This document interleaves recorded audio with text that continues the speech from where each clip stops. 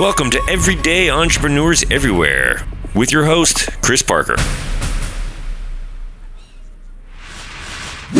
And we are back with Everyday Entrepreneurs Everywhere. And I have Maartje Denkers from Digital Shapers. And we have gone back probably in the last year or so, had a number of presentations together, and I was delighted to be on the Digital Shapers podcast talking about exponential leadership, and I think there's a lot of parallels in our meaning and purpose, between what you're doing at Digital Shapers and what I'm working on in the world as well. So wonderful to have you on here, Maartje. Would you please share with people, what do you do and why do you do what you do? Well, thanks. Happy to be here. Thanks for the invite. What I do, so I'm a digital change consultant for Digital Shapers. And actually our slogan is we make your digital transformation happen. And I really focus on the implementation part. So when companies have a new digital strategy or have this huge digital project that they want to implement, I help them with that. Mm-hmm. And especially on the people side. So what you often see is that companies are really focused on implementing the right technical infrastructure and everything has to work. But in the end, it's not organizations itself that change, but it's the people in the organizations that have to transform. So we focus on the people side of the digital transformation. And what that basically means is that I set up the right initiatives to guide the internal organization. So what communication is required, who needs to say some important messages to the company, do some training, coaching, helping leaders because they have a crucial role in transformations. And why I do that is because I love working with people, and especially when it comes to mindset. So when people need to change, they find it often very scary and it's insecure.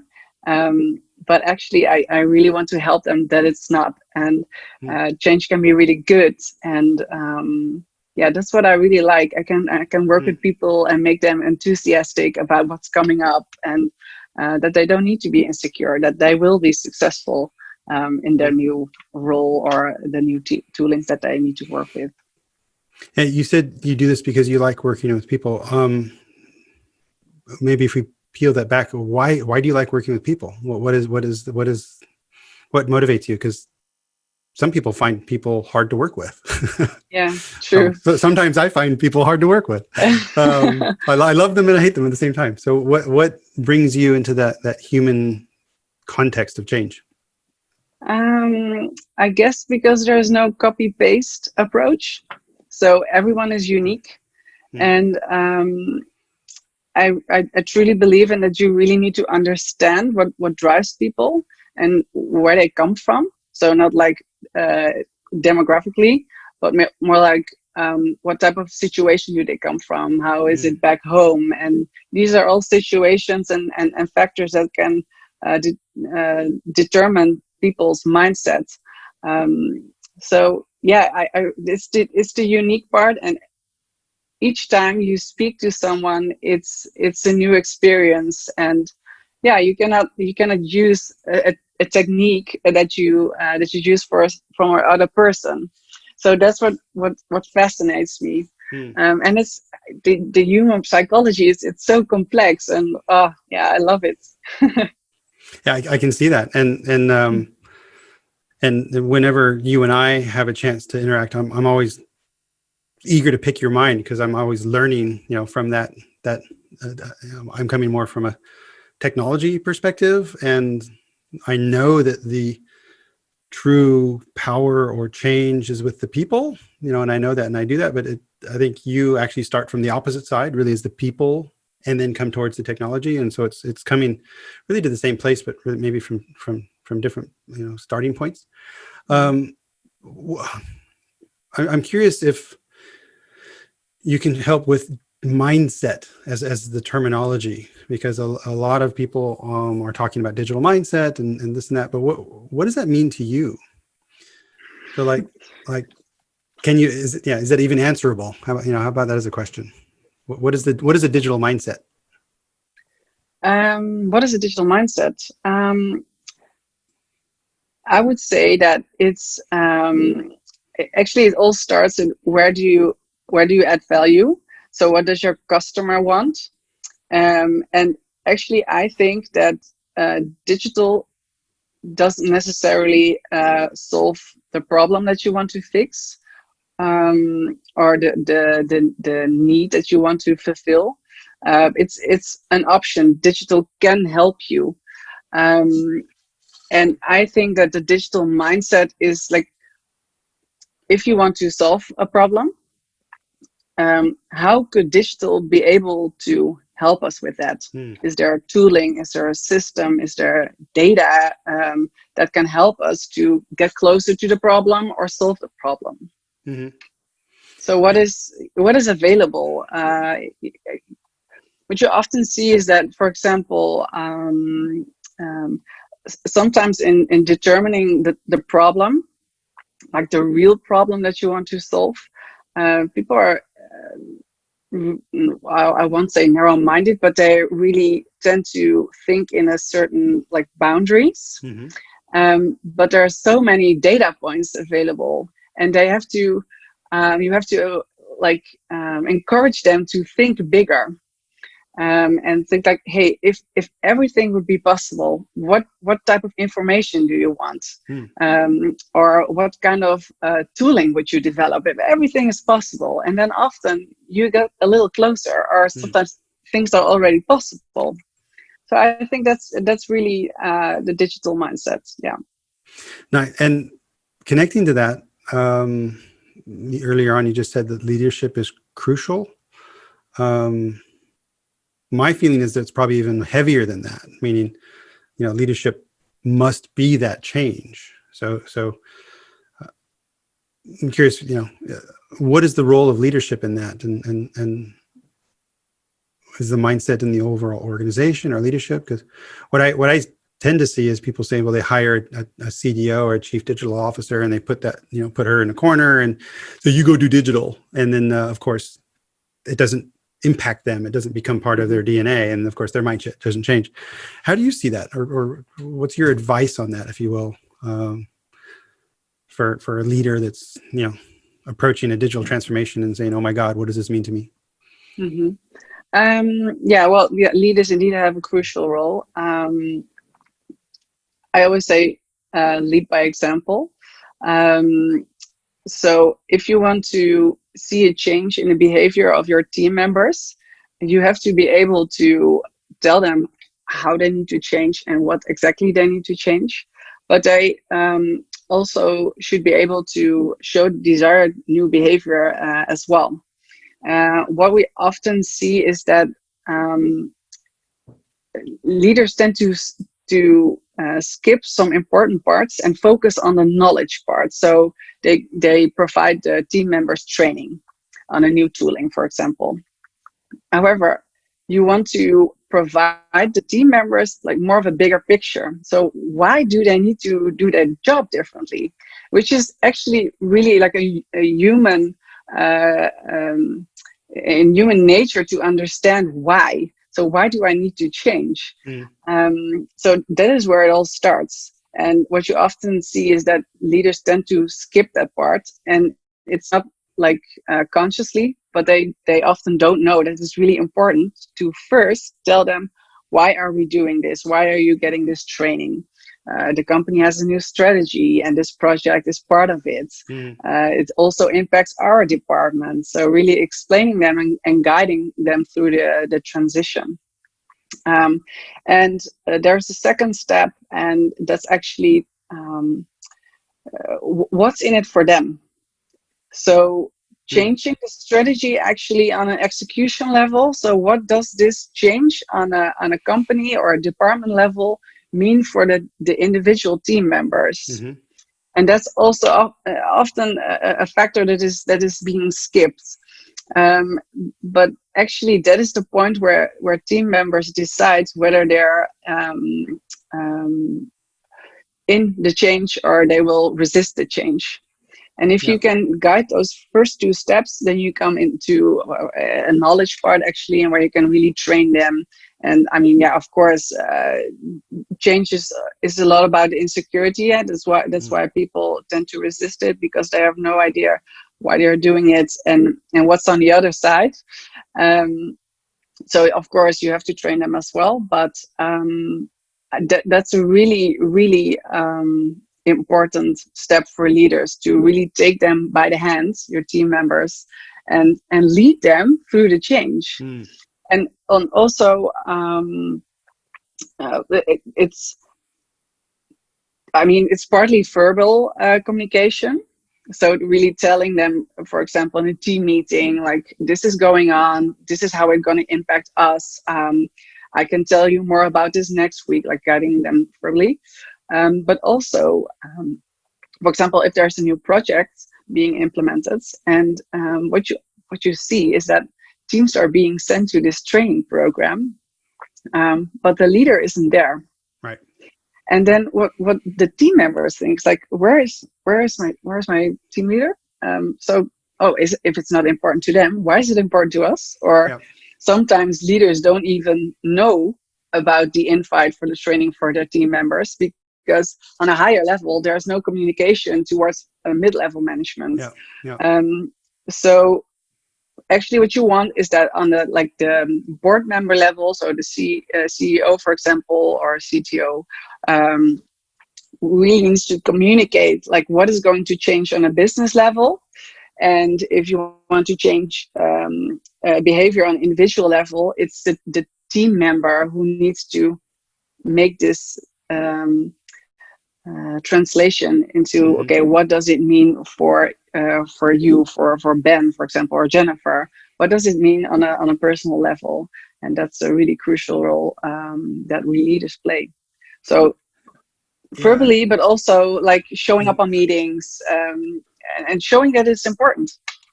Yeah, in action, because I know when at Power Peers, when you're familiar with my Power Peer story, we cut that company in half, and that one was an energy retailer and one became a software company. But we were really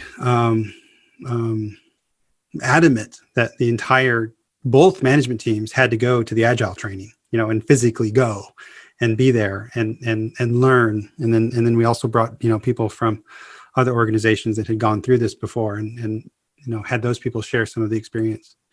Because I believe it's certainly what does it mean for the individual contributor, the staff member?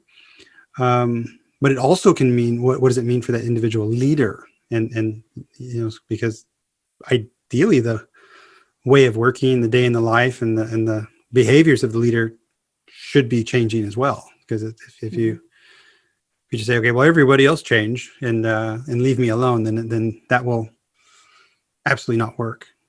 I'm curious, something that I learned, I think it might have been from you or from Rella from Digital Shapers, was about reverse mentorship. Meaning if you have people who are just really, not connected to digital lifestyle on a consumer basis, and attach them to just completely different diversity of thinking and age, maybe gender, certainly way of thinking. Do you still think that's a good way of doing it? Like, how has that evolved over the last couple of years as a tactic? Because I love the idea. Well, I agree. I think it's a good idea, but not for every company. So it depends on the leadership, and if they're open to it.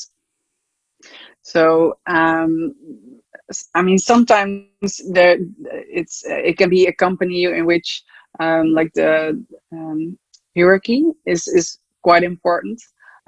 So they might like have the mindset that someone from the for production line or someone lower in the organization is telling them how they should do their job.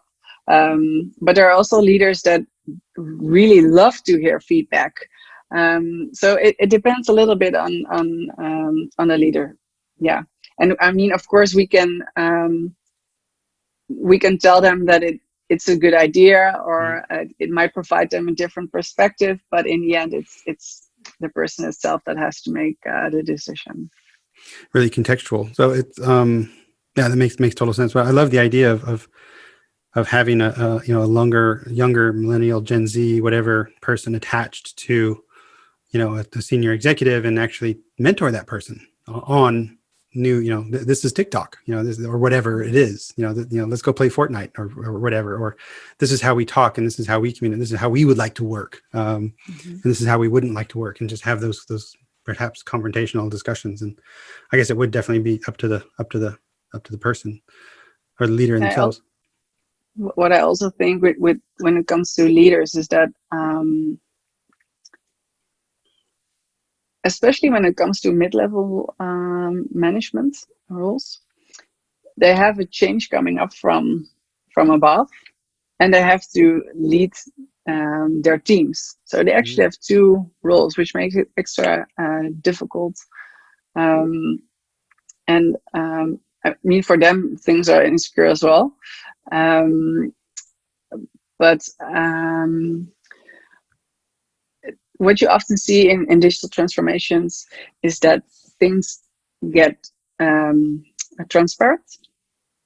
And I can imagine for if you I mean, it depends on the type of reverse mentoring that you do, but if you would like as a not leader, as someone from the staff, for example, would get insight in the processes on the higher organizational level, it might also be a little bit scared because it provides them insights, and well, it might be that they made the wrong decisions in the past, for example. But and that's the thing with the mindset. Actually, it doesn't matter who's right. It matters what's right for the company. So it's okay to fail, if you would call it fail. But I think that's something that they really need to keep in mind. Like, you have to actually act on what's right for the company and not who's right. Which can already be such a huge cultural mindset shift. Anyways, so it's So we did have a conversation with Mirella on the podcast, so I'll probably publish these at the same time. So if people are listening, then they might have just listened to that. And she was really telling about the commercial sort of angle of digital shapers and the overall vision. And I love having two people from an organization to get a different perspective. And as you shared, you're really that change consultant and sort of on the delivery side. So how do you do that? Meaning if an organization was going through approaching a major digital transformation, and they were feeling uncomfortable about it, and they call Maartje and they say, "Hey, help me." What would that look like? How do you work your magic? How do I work my magic? So actually, when you start, you want to know, like, where do you want to go? So how does success for this project look like? And then we tend to make it really like concrete, so that we can also determine what's necessary, which steps. And it depends a little bit on the needs of the customer, but we can help with the strategy. But I think our what's unique about Digital Shapers is that we are also like standing next to you and working hard, and we're not providing you some nice advice. No, we're really helping you. I'll fix it for you.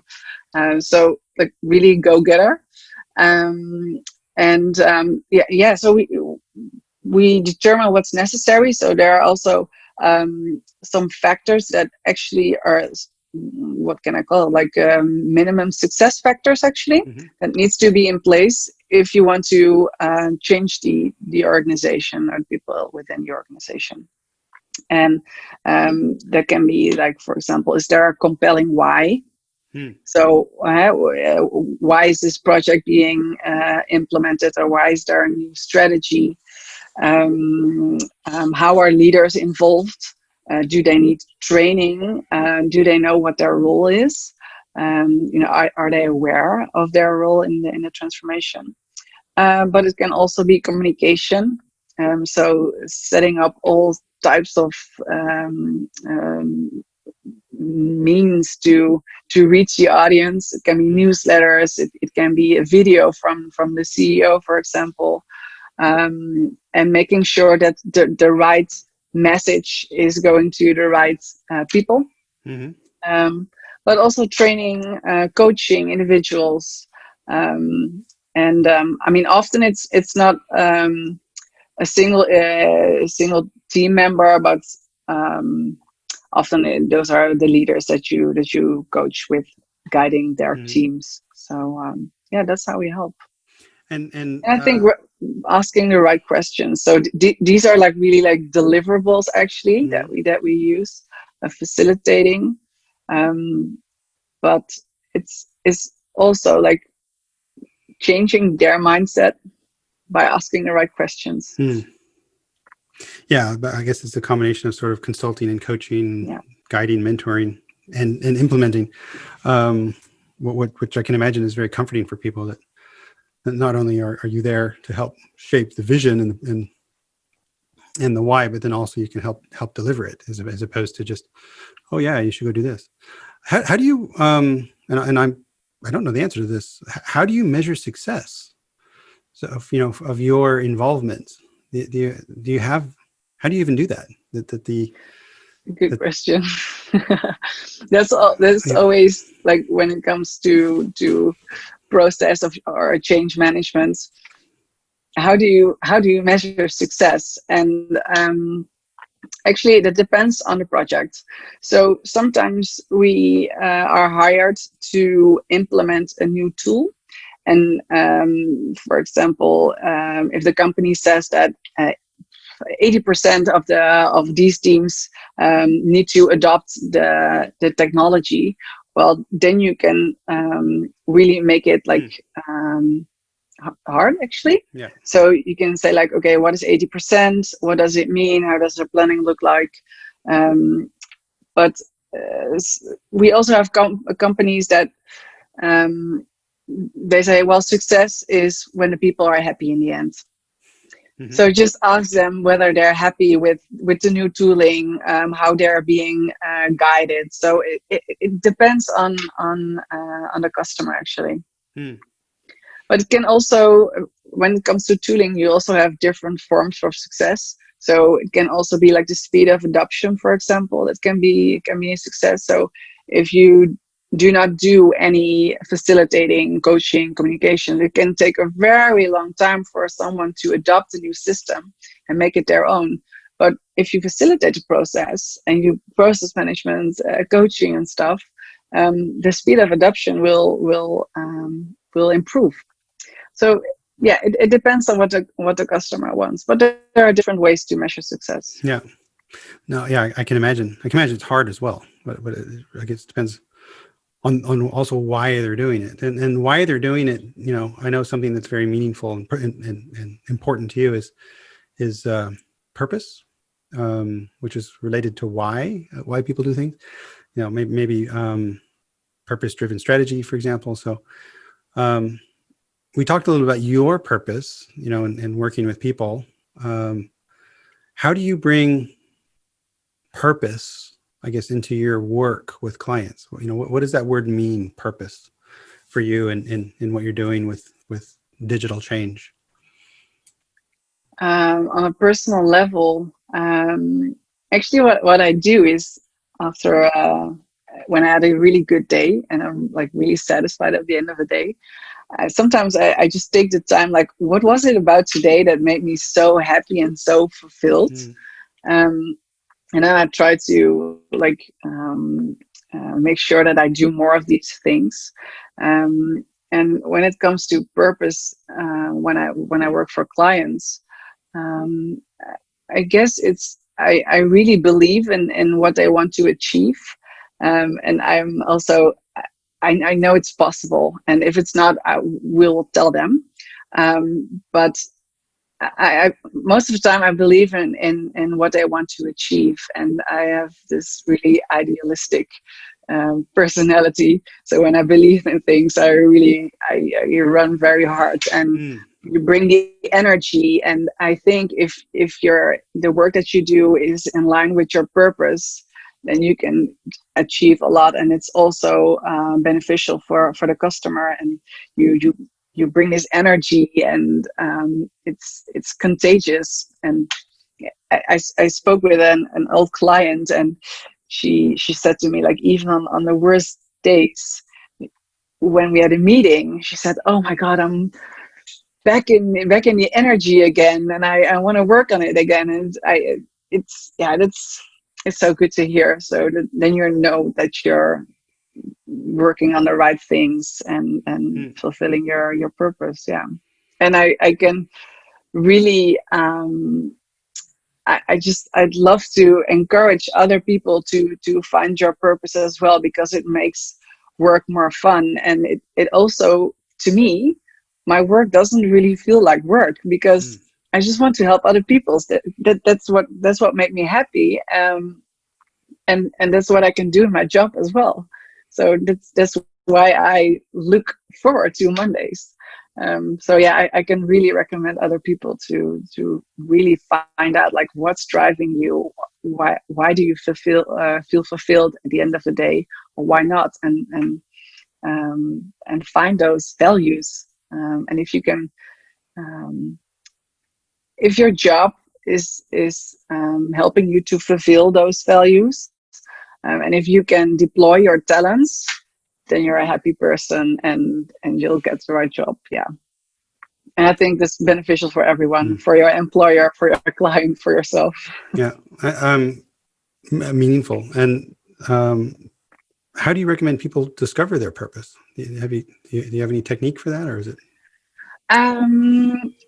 Well, what I talk with a job coach.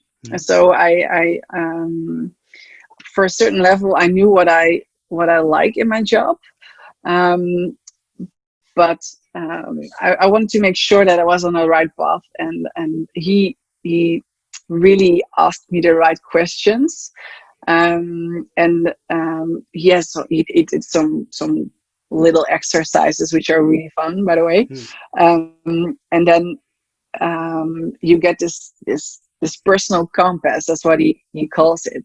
And yeah, I think you can do it by yourself. If I would repeat all these sessions, I think I could do it with someone else too. But I think investing in a job coach is something that you should actually give yourself. It's an investment, and it has a really big ROI. So I think that's what I would recommend, actually. And also because it's good that someone is challenging you. For example, one of the questions that my coach asked me was, Maartje, do you want to help people, or do you want to save people? And I was like, oof, that's a good question. But that's a big difference, actually. So I think, when it comes to finding your purpose, it might be helpful to talk with a coach. Yeah, I have definitely benefited from coaches myself, and I remember early in my career, I believe my purpose was to help people succeed. Was how I self-defined that. However, over time, I realized that sort of implied, for me at least, that I was measuring my success on the outcome of another, and the outcome of the other was actually much more up to whether they actually wanted to succeed. Of course, I'm definitely inspired to help people, but I've over time have adapted my own sort of personal mission statement to create experiences that enable growth, because I love staging and creating experiences like this. And it's sort of, co-creating opportunities for people to be stimulated and potentially grow. But then I really leave the ownership of the success with them. And in this phase of where I am in my journey, and it might change to something else next year, that sort of resonates with me. So it's and a lot of that came through coaching and dialogue and sort of, maybe I had the same kind of questions. It's like, well, are you here to save the world? And maybe the world doesn't need to be saved. It's like, damn, yeah, yeah. So so coaches can definitely challenge you in really healthy ways. So I've got one more question, and how do you draw boundaries around purpose? Meaning, are there certain organizations or people who are so different in their purpose and their objectives that you would actually say, no, I don't want to work with you? Has that happened? Is it? No, that hasn't happened yet. Yeah. No, when it comes to setting boundaries, challenging people on mindset is not something that I do only for my work. So I like to challenge my friends as well. So I can be sometimes a little bit annoying. But so, like you said, you want to succeed, or you want to let other people succeed, or help them by changing their mindset or changing their perspectives. But in the beginning, I could feel like guilty or like really involved. And I figured out by reading a lot that you're not responsible for other people's feelings. So you can try to understand them, and you can try to provide them with listening and perhaps some things that you've read about and you can help them with. But in the end, they're responsible. Yeah. So that's actually just personal leadership, and that's something that I now really know. Like, in the end, they are responsible for their own situation, and trying not to be like over involved, because that's especially when you're idealistic, you can be like really involved, and that also means that sometimes if a decision is being made that you don't agree on, it can really hurt, and you can be like, no, why are you doing this? So you tend to be like over involved, but that's something that I'm working on. Well, I don't, and I see it and I feel that I don't have an answer for it, because, one of my superpowers is having that personal investment in the outcome of the change. And that also makes you quite vulnerable to politics, to, things. And I think that's just a balance, at least for me. But I know in our interactions, you are not afraid to challenge mindset. You're not afraid to give opinion, and you're not afraid to give new insights. And that's something I just really appreciate about the interactions we've had, like this one. So thank you so much. We sadly need to wrap up. If people would like to, take advantage of your services through Digital Shapers, they can find you at digitalshapers.nl and Maartje Denkers on LinkedIn. I'll put both of those in the show notes of this as well. So this has been delightful. Thank you so much for the time and the insights. I really appreciate it. Thank you too. It's lovely to be here. Learn more at ebillion.com/podcast.